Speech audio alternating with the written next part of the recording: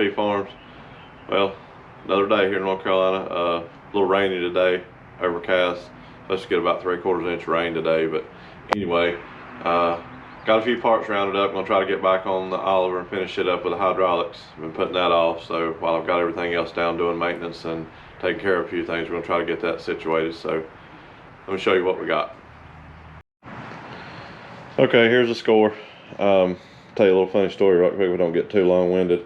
Me and the wife went to the beach back at 1st of April. Found a good hardware store down there at the beach that had all the street 90s and the regular 90s and the T's that I needed to replace all this out here on the end.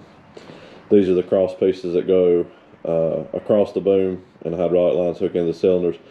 And when the boom broke, it messed that one up over there. That one had been bent prior. But anyway, was all tickled. Picked those up at the beach real cheap. Me and my buddy go this morning to pick up the 2 new cross pieces here. Got everything, got up here, realized that it's not 1/2 inch, it's 3/8.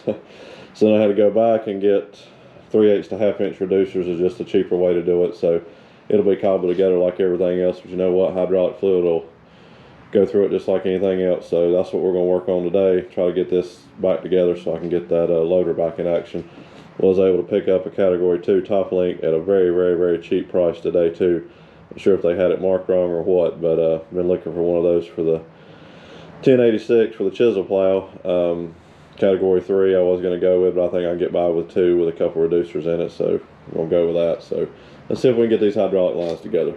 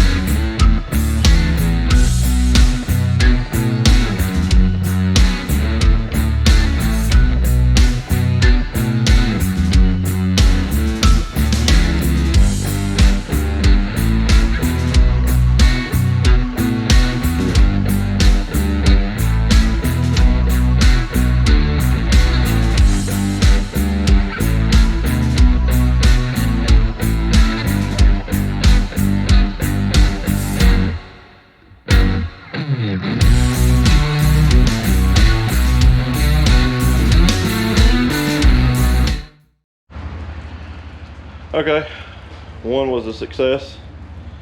Got the new T in it, a couple reducers. Hydraulic lines on the ends are just kind of loose for right now till I get the hard lines bolted on, and we'll get those for the cylinders. See exactly where they need to be, new cross piece.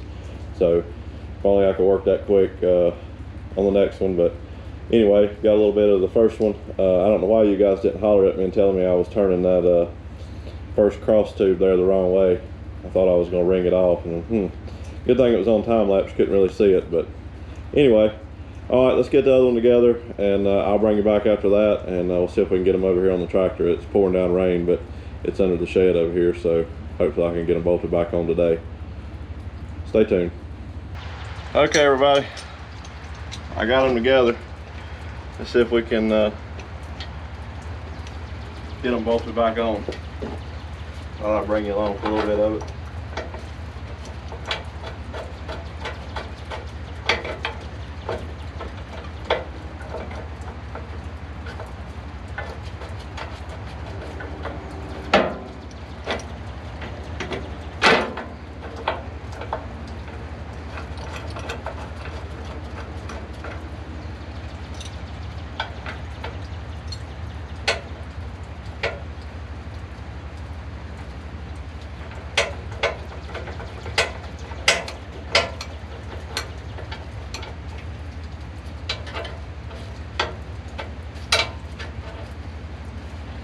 That one.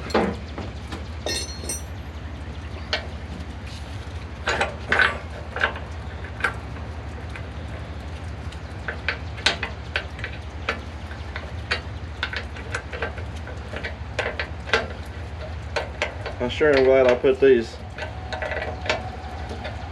bolts and holders back on the tractor, because I'd spend the next half a day probably looking for them wherever I put them.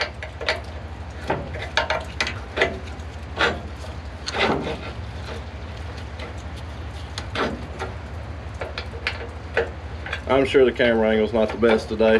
Like I said, it's more miscellaneous. Hopefully you've all watched the video of the boom repair on this thing. It's a very vital tractor here on the farm. Even though the loader's not a lot, it does come in handy, and it's been tough to be without it. So I still haven't got the gussets cut yet. Just too many irons in the fire. But I don't think any of this is going to be in the way. I hate I didn't have the camera on again a while ago, because I was all tickled, you know, showed you what I did on the first one. My buddy comes around the corner and looks at it, I mean literally like 3 seconds, and says, I thought that had a 90 on it. Sure enough, I forgot to put a 90 on one of the ends. I'll tell you what, some days I wonder about myself. But we pulled her back apart and got it got the 90 put on it.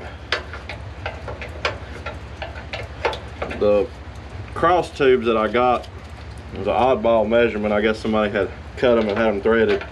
It's like 34 inches, so I had to get 36-inch pieces. But I don't think it's going to matter. I think they looks like they're going to work just fine. So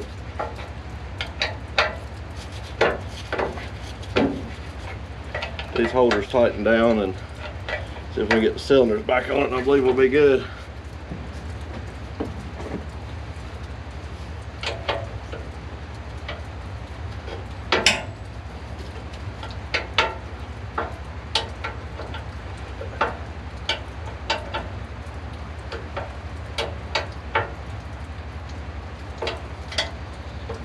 Okay, that's those two. I got one up front to do, and I'll bring it back when we get the cylinders on it.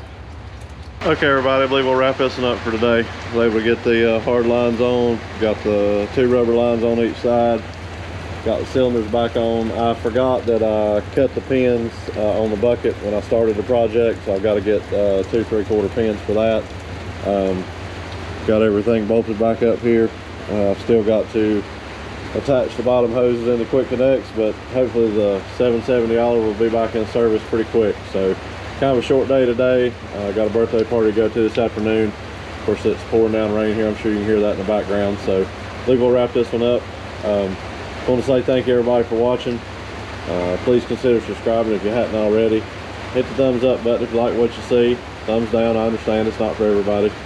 Share the video, get it out there. Might be somebody else interested in some of this stuff here at the farm.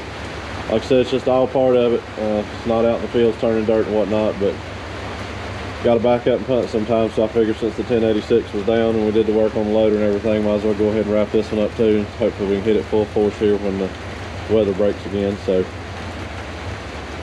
I really appreciate everything you guys are doing. Appreciate all the support and all the following. Till next time, thank you.